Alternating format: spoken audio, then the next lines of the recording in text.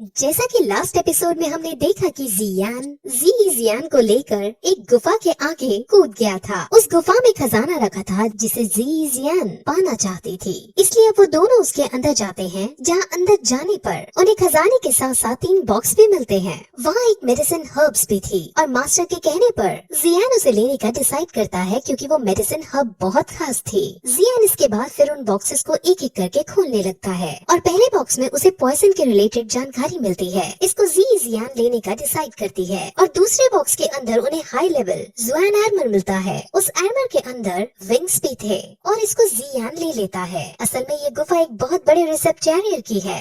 रिसेप्टेरियर आप अभी के लिए ये समझ लो कि जिसे अल्केमिस्ट यानी केमिकल मेडिसिन की नॉलेज है। वो थर्ड बॉक्स फिर चाबी से खोलने ही वाले होते हैं कि तभी वहाँ मूली अपने आदमी सहायता कर उन पर हमला कर देता है। यानी मूली सच में एक बहुत बुरा आदमी था और जियान समझ जाता है कि ये मुझको अपना लीडर इसलिए बनाना चाहता था ताकि मेरी एबिलिटीज का यूज करके ये ऐसे और खजाने ढूंढ सके। वही मूली और उसके आदमी उस पर हमला करते हैं और उस पर भारी पड़ने लगते हैं। उनमें काफी लंबी फाइट होती है जिसमें जियान हार जाता है और मूली जियान को मारने ही वाला होता है कि तभी जियान एक सिग्नल देकर अपने पक्षी को वहाँ बुला लेती है, जिसके बाद दोनों उसके ऊपर बैठ वहाँ से दूर चले जाते हैं और दोनों बच जाते हैं।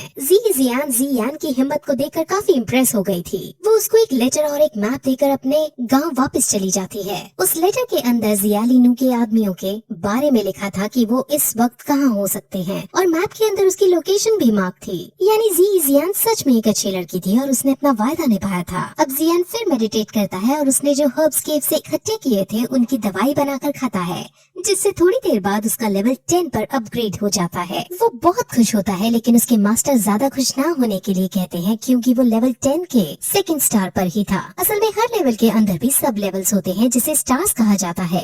10th लेवल को ये लोग दाउजे नाम से पुकारते हैं। असल में जो उसकी मूली से फाइट हुई थी उसके अंदर उसकी स्ट्रेंथ अपग्रेड हुई थी। अब उसका मास्टर उसे एक नई स्किल के बारे में बताता है। स्किल का नाम फेंजियो है और इसके अंदर अलग अलग फायर्स प्रोड्यूस कर सकते हैं। मेनली इसमें से व्हाइट फायर को प्रोड्यूस करके हम उसे अपने तरीके से यूज करते हैं। ये स्किल बहुत शक्तिशाली थी और अब इसको जियान सीखना शुरू कर देता है। वहीं हमें जियालिनू के साथ उसके आदमी दिखाते हैं जो मेडिसिन लेकर अब वापस अपने शहर आ रहे थे। वहीं जियान जो अपनी प्रैक्टिस कर रहा था उससे उसके पास जियालिनू के होने का पता चलता है और अब उसका मास्टर उन्हें रोकने को कहता है। जियान सीधे वहाँ जाकर पहले तो एक एक करके उसके आदमियों को मारता है और फिर जियालिनू से लड़ाई शुरू करता है। जियान फेंजियो टेक्निक का यूज करते हुए व्हाइट फ्लेम प्रोड्यूस करके उसे वहीं खाई से नीचे गिरा देता है, जिसके बाद उसकी ऑन द स्पॉट मृत्यु हो जाती है। जियान उसके सारे इंग्रेडिएंट्स को डिस्ट्रॉय करके उसकी रथ को वापस भेज देता है। रथ वापस जियालिबी हाउस के अंदर पहुंचता है और साथ ही उसे बताता है कि एक आदमी जिसने अपना मुंह छुपाया हुआ था उसने जियालिनू को मारकर सारे इंग्रेडिएंट्स डिस्ट्रॉय कर दिए। अब जियालिबी बहुत बुरी तरह टूट जाता है क्योंकि वो बार बार हारता जा रहा था। साथ ही जब ये बताता है कि उसने व्हाइट फ्लेम का यूज किया तब जियालियाओ समझ जाता है कि ये जरूर जियान था, क्योंकि जब जियान ने जियालियाओ को घायल किया था तब भी व्हाइट फ्लेम ही निकाली थी। अब जियालिबी ने जो इंग्रेडिएंट्स खरीदे थे वो बहुत महंगे थे और वो सब डिस्ट्रॉय ही हो चुके थे, जिस वजह से अब जियालिबी पूरी तरह से कंगाल हो चुका था और उस पर अब बहुत सारा कर्जा आ चुका था। वो मार्केट से भी अपने सारे पैसे उठा लेता है और अपनी सारी जमीन भी बेचने को कहता है, जिससे अब उसका साम्राज्य पूरी तरह से टूटने लगता है। वहीं अब जियान अपने घर वापस लौट आता है और उसके पापा जियालिबी हाउस के कंगाल होने पर काफी खुश होते हैं। अब जियान उनसे एक बात कहता है कि अब उसे शहर के बाहर जाना होगा क्योंकि उसे जो टीचर मिला है यानी उसके मास्टर हैं, वो अब आगे की ट्रेनिंग शहर से बाहर कराएंगे। उसके पिता उसे आज्ञा दे देते हैं क्योंकि जी क्लैन का फ्यूचर अब जियान पर ही टिका था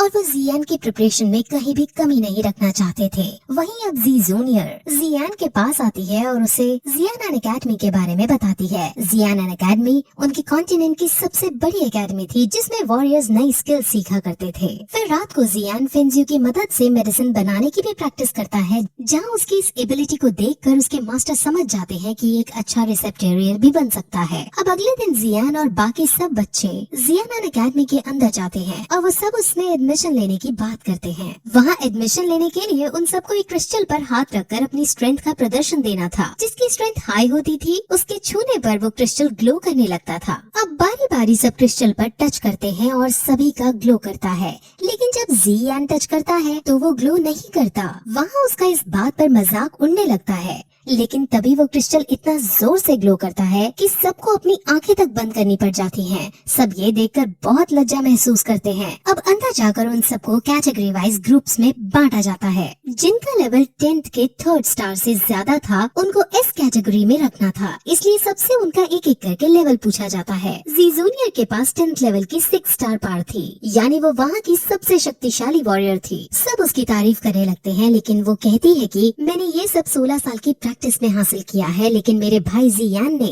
लेवल 10th की 5th लेवल सिर्फ 6 महीने में हासिल की। अब सब ये सुनकर बहुत चौंक जाते हैं और जियान भी प्राउड महसूस करने लगता है। वो सब बात कर ही रहे होते हैं कि तभी जियान प्रोफेसर से कहता है कि उसे 1 साल की छुट्टी चाहिए। सब बहुत शौक होते हैं कि अभी तो एडमिशन हुआ और अभी से इसको 1 साल की छुट्टी चाहिए। प्रोफेसर पहले तो मना करने की सोचते हैं, लेकिन फिर वो उसे कहते हैं कि मैं तुम्हारी एबिलिटीज और पावर को तुमसे फाइट करके परखूंगा। अब अगर मुझे पसंद आई तो तुम छुट्टी ले सकते हो। जियान मान जाता है और अब प्रोफेसर और जियान की फाइट शुरू होती है।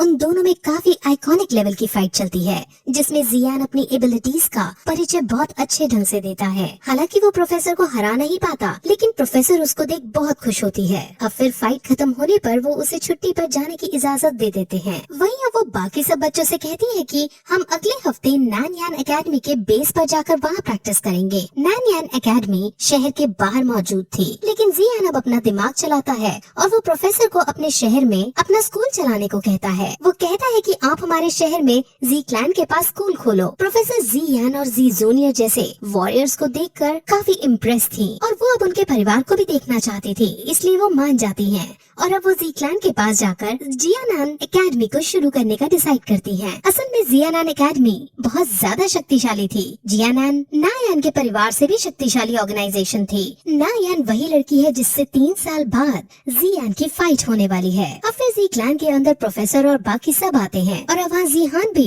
जियानान एकेडमी को अपने क्लैन में खुला देखकर बहुत खुश होता है और वो अपने बेटे की तारीफ करता है। वहीं जियान एक अजनबी शख्स को नोटिस करता है जो उस भीड़ में था। वहाँ फिर जी जूनियर जियान के पास आकर उससे नॉर्मल बात करने की कोशिश करने लगती है, लेकिन जिहान जी जूनियर को देखकर थोड़ा इरिटेट वाले मूड में आता है और उससे कहता है कि मुझे अपने बेटे से बात करनी है, तुम यहाँ से चली जाओ। जियान को समझ नहीं आता कि उसके पापा ने ऐसा क्यों किया, लेकिन जी जूनियर के चले जाने के बाद जिहान उससे एक बात बताते हैं। ये बात क्या थी हमें आगे पता चलेगा। फिर थोड़ी देर बाद हमें जियाली बी हाउस के अंदर जियाली बी को दिखाते हैं, जिसने ल्यूजी के मास्टर को बुलाया था और वो उससे अपने स्टूडेंट की मृत्यु का बदला लेने के लिए उसे उकसाने लगता है, लेकिन मास्टर जियाली बी से साफ मना कर देता है क्योंकि जो अजनबी शख्स जियाहू ब्यान को भीड़ में दिखा था वो मास्टर ही था। मास्टर ने जान लिया था कि जियानान एकेडमी जी क्लैन के अंदर खुल रही है, जिससे जी क्लैन इतना शक्तिशाली है कि उसे वो नहीं जीत पाएगा। इसलिए मास्टर अपने स्टूडेंट का बदला बुलाकर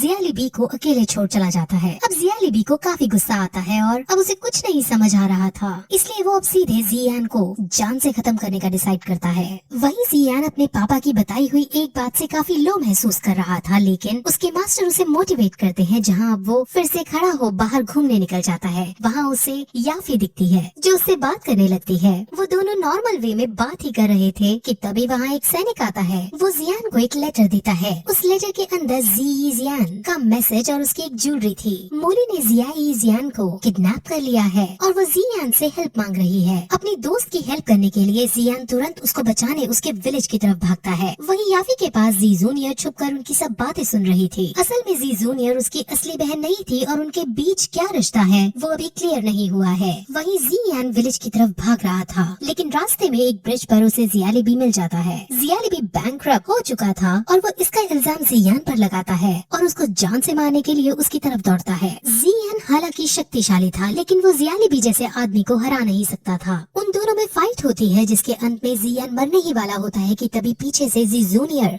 वहाँ आकर जियाली बी को मार डालती है और जियान को बचा लेती है। लेकिन तभी वहाँ का ब्रिज टूटने लगता है और वो दोनों नीचे गिरने लगते हैं। वो गिरने ही जा रहे थे, लेकिन तभी जियान पर्पल विंग्स को खोलता है। उसके पास विंग्स आ जाते हैं और वो जी जूनियर को लेकर एक लंबी उड़ान भरता है। जी जूनियर उसकी इस टेक्निक पर उसकी तारीफ करती है, जिस पर जियान भी उसकी एक ही बार में जियाली बी को मारने की तारीफ करता है। वो दोनों बात ही कर रहे होते हैं कि तभी जियान उदास हो जाता है क्योंकि इसे अपने पापा की कही बात याद आ जाती है। उसके पापा ने उसे कहा था कि जब तुम चाहते थे तब जी जूनियर के डैड उसे यहाँ छोड़ गए थे। जीहान को पता चलता है कि जियान जी जूनियर को पसंद करता है। जी जूनियर के रियल डैड जब उसे यहाँ छोड़कर गए थे तब उनके पास कई डार्क सीक्रेट्स थे। जी जूनियर एक ऐसी लड़की है जिसे समझना थोड़ा मुश्किल है। हालांकि जी जूनियर एक अच्छी लड़की है, लेकिन फिर भी अपने बेटे के लिए जिहान को डर लगा रहता है। अब उड़ते उड़ते जियान ये बात बताने की कोशिश करता है कि उसके डैड ने ये सब कहा, लेकिन जी जूनियर उसको छूकर उसे खुद कहती है कि हाँ, मेरे पास कई सीक्रेट्स हैं जो मैं तुम्हें नहीं बता सकती, लेकिन तुम मेरे साथ इतने समय से रह रहे हो, तुम्हें क्या लगता है मैं कैसी लड़की हूँ। जियान हमेशा से जी जूनियर को अच्छा मानता था, इसलिए उसको जी जूनियर पर यकीन था। वहीं दूसरी तरफ हमें फिर नायान को दिखाते हैं जो पर्वत पर बैठकर मेडिटेट कर रही थी। उसके पास एक पक्षी लेटर लेकर आता है और उसे पढ़ने पर वो बहुत ज्यादा गुस्सा हो जाती है। उसे पता चल जाता है कि जियान की प्रोग्रेस हो रही है, लेकिन वो किसी भी कीमत पर 3 साल बाद होने वाले मैच में हारना नहीं चाहती थी। इसलिए अब वो अपने आदमी से एक रिसेप्टेरियर से अच्छी कल्टिवेटेड पिल लाने को कहती है, ताकि उसके खुद के लेवल जल्दी जल्दी बढ़ सके और वो भी तैयारी कर सके आने वाले मुकाबले की। वहीं अब दूसरी तरफ मूली ने जियान को किडनैप कर रखा था और उसी का प्लान था जियान को यहाँ बुलाने का, क्योंकि असल में थर्ड बॉक्स की चाबी जियान के पास रह गई थी और मूली को वो बॉक्स चाहिए था। इसलिए जियान के लिए उसने ये सारा ट्रैप रचा था। वहीं जियान अब जी जूनियर को लैंड करवाकर जियान के पास जाने लगता है। जी जूनियर पूछती है कि वो तुम्हारी फ्रेंड है या गर्लफ्रेंड, जिस पर जियान उसे सिर्फ अपनी फ्रेंड बताता है और वहाँ से चला जाता है और उसके जाने के साथ ही पहला सीजन खत्म हो जाता है।